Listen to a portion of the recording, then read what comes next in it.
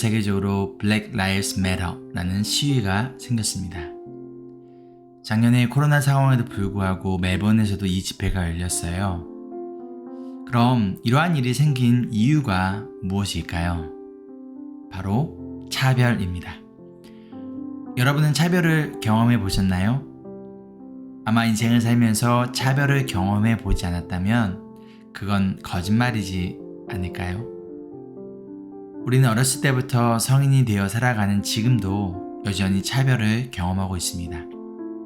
우리가 차별을 받거나 아니면 누군가를 차별하거나. 제가 어렸을 때 게임보이라는 게임기가 있었어요. 오늘날로 하면 닌텐도 스위치나 플레이스테이션과 같은 게임기예요.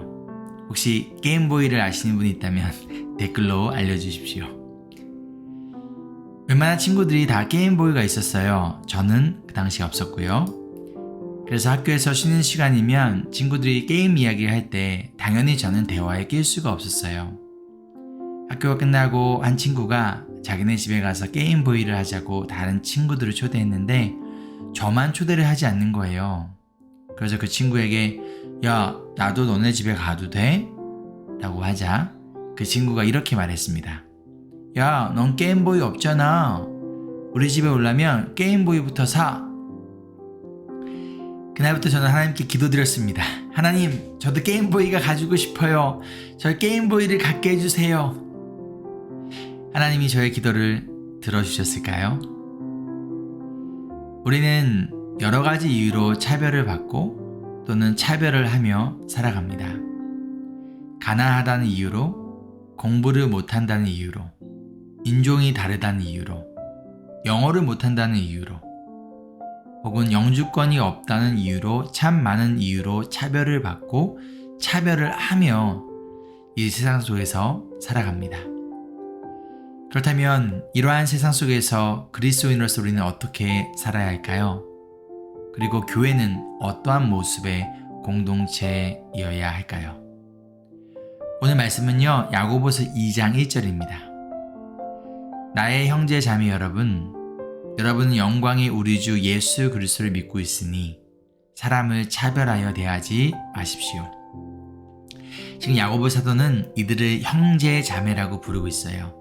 그 이유는 예수님을 믿는 우리 모두는 한 형제 자매이기 때문이에요. 우리는 예수님 안에서 한 형제 자매입니다. 바로 그것이 우리가 사람을 차별하지 말아야 할 첫 번째 이유예요. 근데 만약 우리가 서로 차별을 한다면 그것은 예수님의 영광과는 반대되는 모습이라는 거예요. 야고보는 영광의 우리 주 예수 그리스도를 믿고 있으니 사람을 차별하지 말라라고 말씀합니다.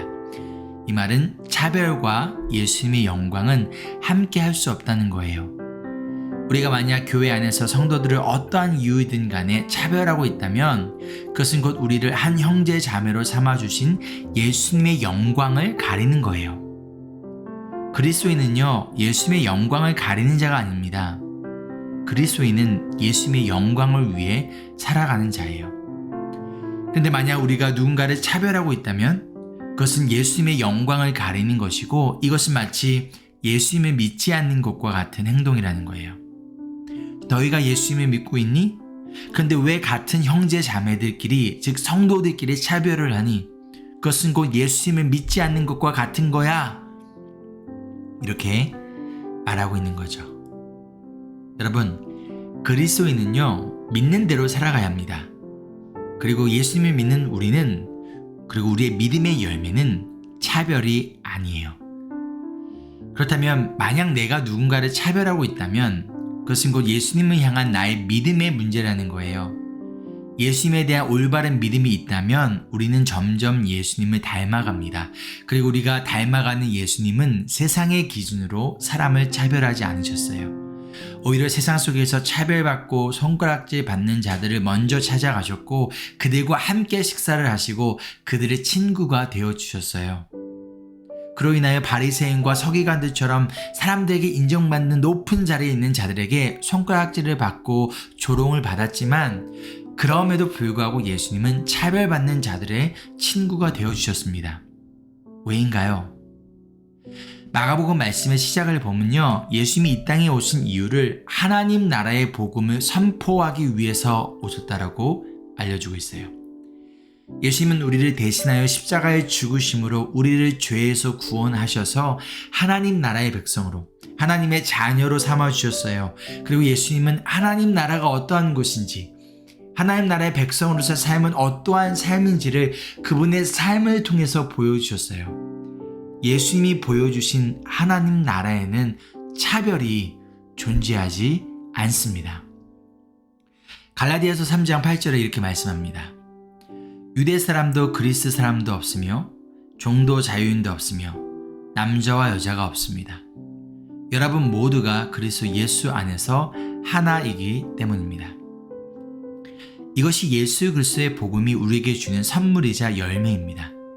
가난하던 부자이던 똑똑하던 그렇지 못하던 예수님을 구원자이자 인생의 주인으로서 믿는 우리 모두가 하나님의 자녀로서 서로 사랑하고 하나가 되어 우리를 만드신 창조주이자 구원자이신 그 예수님의 영광을 위해 살아가는 것이 바로 하나님 나라의 백성으로서의 참된 모습이에요.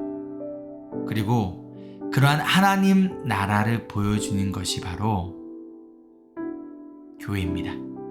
그런데 만약 교회 안에서 차별이 있다면 그것은 복음과 하나님 나라의 가치를 망가뜨리며 예수님의 영광을 가리는 거예요.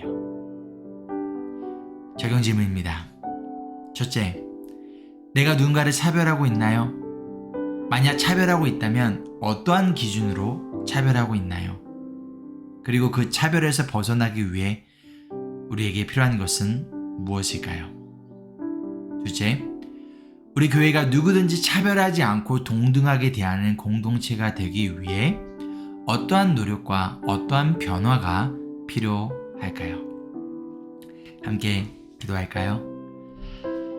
가난하던 부자이던 똑똑하든 그렇지 않던 예수님을 구원자이자 인생의 주인으로 믿는 우리 모두가 하나님의 자녀로서 서로 사랑하고 하나가 되어 우리를 만드신 창조주이자 구원자이신 예수님의 영광 위에 살아가기를 이 시간 간절히 소망합니다.